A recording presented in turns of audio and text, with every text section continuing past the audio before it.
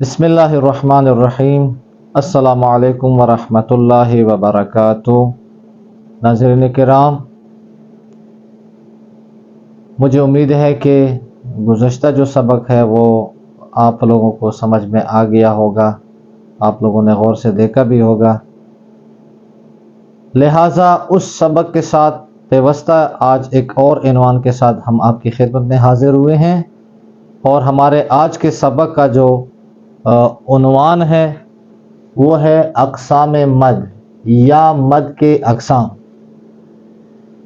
آج کے سبق میں ہم نے مد کے قسموں کے بارے میں ذکر کریں گے کہ مد کی کتنے قسمیں ہیں۔ تو ناظرین کرام، جیسا کہ آپ کے علم میں ہے کہ وہ 3 اسباب ہیں، 3 وجوہات ہیں کہ جس کی وجہ سے مد واقع ہو جاتا ہے۔ تو آج ان کی ہم تقسیم بندی کرتے ہیں کہ مد کی بنیادی طور پر مد کی 2 قسمیں ہیں، بنیادی طور پر جو مد ہے اس کی 2 اقسام ہے۔ پہلی قسم کو مد اصلی کہتے ہیں۔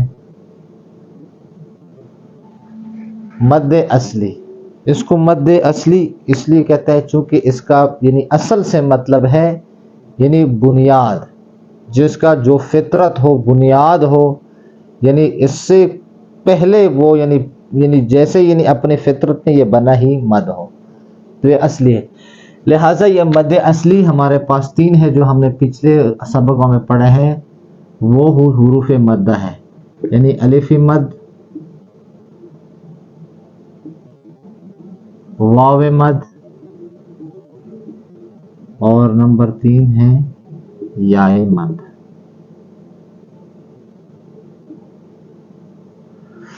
یہ 3 حروف، ان کو ہی حروف مدہ کہتے ہیں چونکہ ان کا اصل ہی ہے کیا ہے؟ مد ہے، بغیر کسی بیرونی چیز کے داخل ہونے کے، لہٰذا اس پر کوئی بیرونی کوئی سبب نہیں آیا ہے، بلکہ ان کا اصل ہی مد ہے۔ لیکن کچھ ہمارے پاس دوسری قسم ہے، وہ ہے مد فرعی جس کو بولتے ہیں۔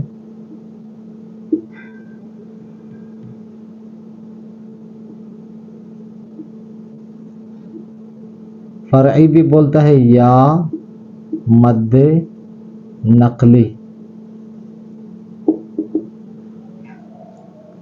مد نقلی اسی مد اصلی سے یہاں سے منتقل ہوا ہے مد اصلی کی طرف، وہ اسباب اس کی دخالت ہے، اگر ان حروف مد اصلی کے اندر وہ 3 اسباب جو ہم نے ذکر کیے تھے، حمزہ، سکون اور شد، جب وہ اس میں دخالت کرتا ہے تو یہ جو ہے مد اصلی سے منتقل ہوتا ہے مد فرعی کی طرف، ٹھیک ہے؟ اس سے مد فرعی ایک اور قسم کے، ایک نئی قسم کے مد ایجاد ہوتی ہے، اس میں تھوڑی سی مد کے اس میں مقدار میں اضافہ ہوتا ہے۔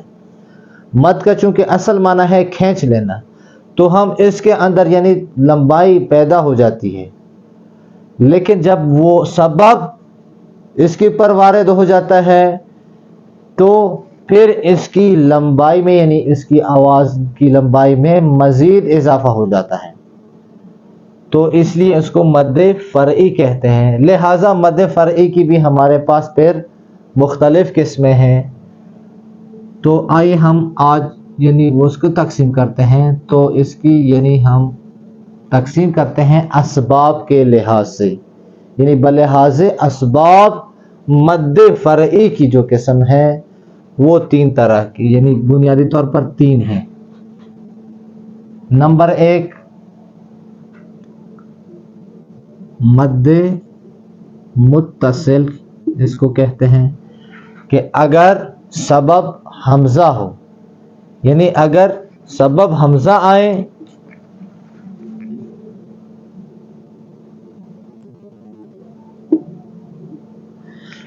اگر ان حروف مدہ کے بعد، میں نے پہلے تعریف میں ذکر کیا تھا کہ اگر حروف مدہ کے بعد اسباب مد میں سے کوئی سبب پیدا ہو جائے تو کیا ہے اس کو مد فرعی یعنی مد کہتے ہیں، مد فرعی کہتے ہیں۔ تو یہ مد فرعی میں سے اگر پہلا یعنی حرف مد کے بعد اگر یہ حمزہ آ جائے تو اس کی پھر مزید دو قسمیں ہیں۔ پہلی قسم کو کہتے ہیں مد متصل، دوسرا ہے مد منفصل۔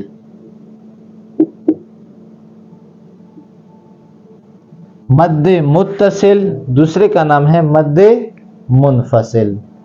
تو انشاءاللہ العزیز جب ہم اس کی تعریف کریں گے وہاں پر ہم آپ کو وہ بتا دیں گے کہ مد متصل کیا چیز ہے اور مد منفصل کیا چیز ہے۔ یہ پہلی قسم ہے۔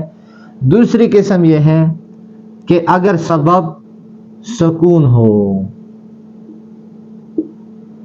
تو اس کو ایک نام دیا گیا ہے مد مخفف، بھی اس کو کہتے ہیں مد مخفف۔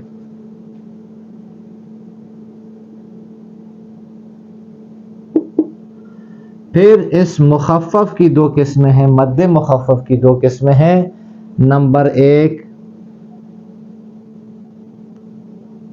یعنی مد مخفف یعنی حرفی، اور دوسرا ہے کلمی۔